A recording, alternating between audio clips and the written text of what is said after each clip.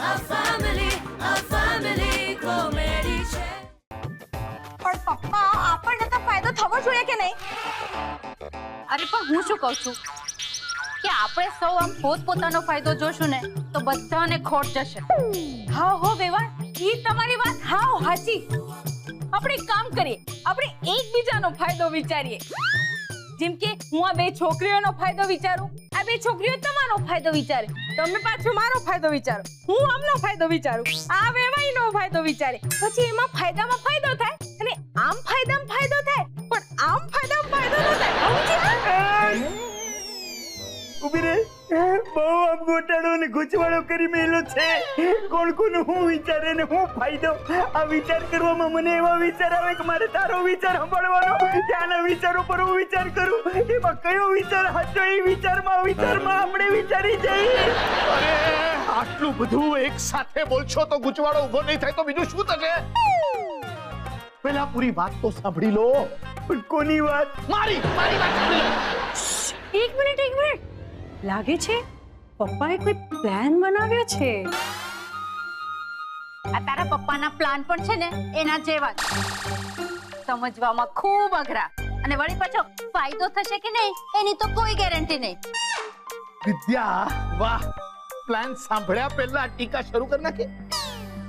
જો ભાઈઓ, આ પ્લાન સંભળાવવાનો છે ને મને કોઈ શોખ નથી. છે બીજા કોઈ પાસે કોઈ પણ પ્લાન છે?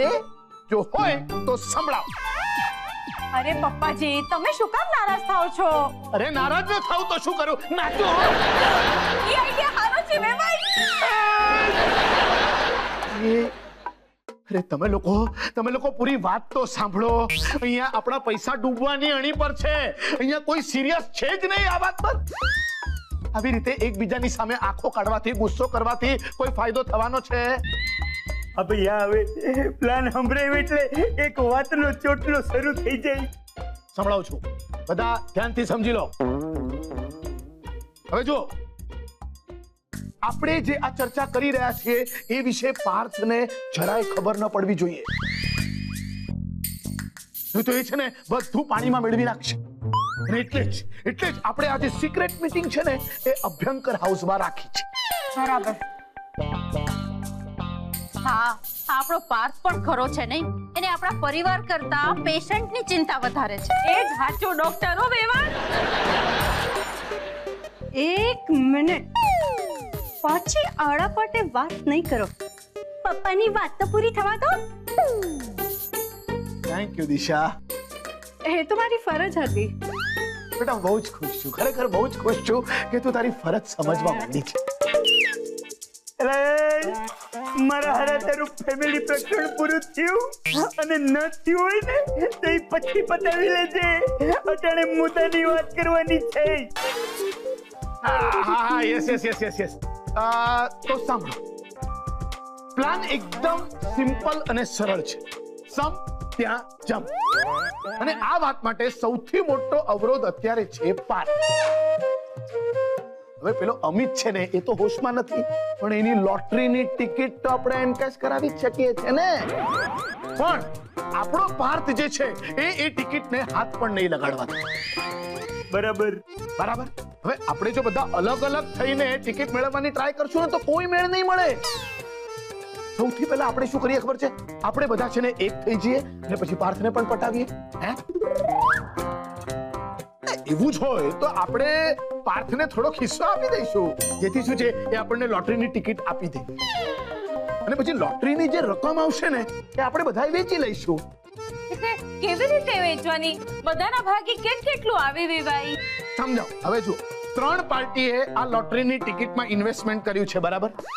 અને લોટરીની રકમ છે 10 લાખ રૂપિયા. તો હું શું કહું છું કે ત્રણેય પાર્ટીઓ 3-3 લાખ રૂપિયા વેચી લે તો. યસ. અને એ 3-3 લાખ રૂપિયા ત્રણેય પાર્ટીને મળી જાય અને જે 1 લાખ રૂપિયા બચે ને એ પાર્થને આપી દઈએ. જો કે રકમ બહુ ઓછી છે, પણ ન મામો કરતા કાણો મામો હાલે એટલે હલવી લે. મને પણ આ જ પ્લાન બરાબર લાગે છે. બરાબર લાગે છે? તો પછી આ પ્લાન ફાઇનલ. ઠીક છે પણ એક અગત્યનું કામ કરવાનું તો હજુ બાકી છે. પાર્થને પટાવવાનું.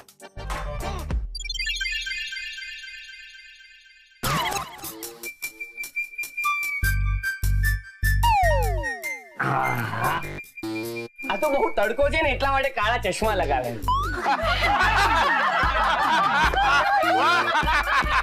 એક મિનિટ શું થયું? હા કેમ હસો છો? મેં કોઈ જોક નથી કર્યો.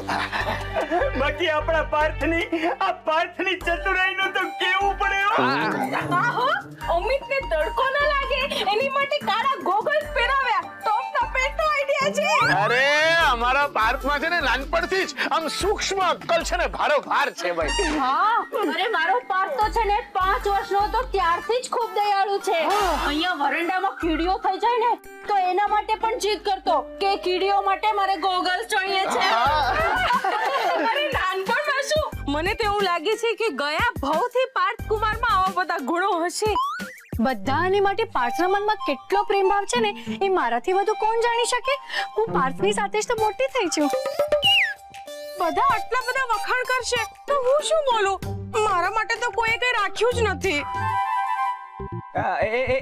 એક મિનિટ ચારુ.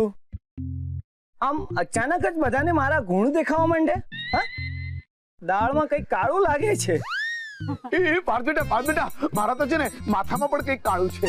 એરડાઈ લગાડી છે ને એટલે. પપ્પા ફાલતુ જોક શું કામ મારો છો? એટલે એ દિવાકર આ પાર્થને તો હું લેવાને હેરાન કરે છે. હા તો શું જ્યારે હોય ત્યારે મારા દીકરાની પાછળ જ પડી જાવ છો. પપ્પા પ્લીઝ આ તમારાથી ન જ રહેવાય ને તો મને હેરાન કરો પણ પ્લીઝ પાર્થને આમ હેરાન ના કરો.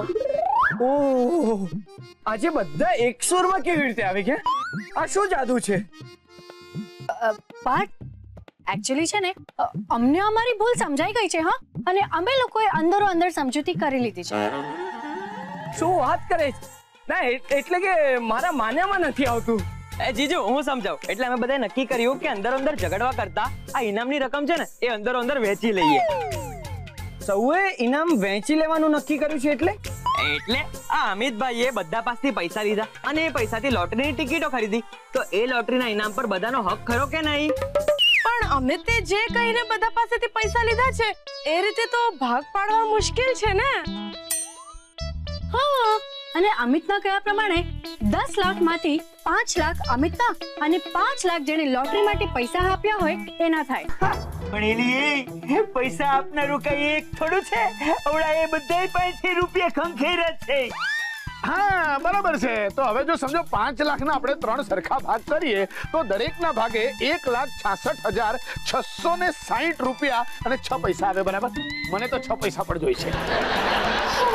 તો આટલામાં મારી હોટેલ કેવી રીતે ખોલું હું? હા કે પછી અમે શું પેરિસ જઈએ. અને આમાં મારા સનીપડાનો ધંધો કેવી રીતે શરૂ થાય? એટલે જ પાર્થ અમે બધાએ વિચાર્યું છે કે જો આમ પણ અમે હમણાં એક્ટિવ નથી તો આપણે જેની લોટરીના પૈસા લઈ લઈએ. આમ પણ લોટરી માટે પૈસા તો અમે જ રોક્યા હતા ને એટલે 3 લાખ રૂપિયા આપણી 3 પાર્ટીમાં વેચી લઈએ. અને 1 લાખ રૂપિયા બચે એ તારા. અચ્છા હા એટલે હવે 1 લાખ રૂપિયા મને લાંચ આપશે એમ? પૈસાને કારણે તમારા બધાના મગજ છે ને કામ કરતા જ બંધ થઈ ગયા છે. કેટલા મટીરિયલિસ્ટિક થઈ ગયા છો તમે લોકો. પાર્થ બેટા લાખ રૂપિયા હું તને પણ મળવાનું છે યાદ રાખજે. મારે નથી જોઈતા પૈસા. અરે પાર્થ જરા વિચાર. એ પૈસાથી તું તારા ક્લિનિકનું રિનોવેશન કરાવી શકે. રિનોવેશન તો છે ને તમારા બધાના મગજનું કરાવવાનું છે. એટલે તું કઈ પણ કેવો અમે અમારા પૈસા લઈને જ રહેવું. વસૂલ કરશું જ રૂપિયા. એકદમ સાચી વાત. પાર્થ બેટા તારે મહાન બનવું હોય ને તો તું એકલો બનજે. અમારે કોઈ મહાન નથી બનવું. ભાઈ હું તો મારા પૈસા લઈને જ રહીશ. અમે અમારા પૈસા જોઈએ.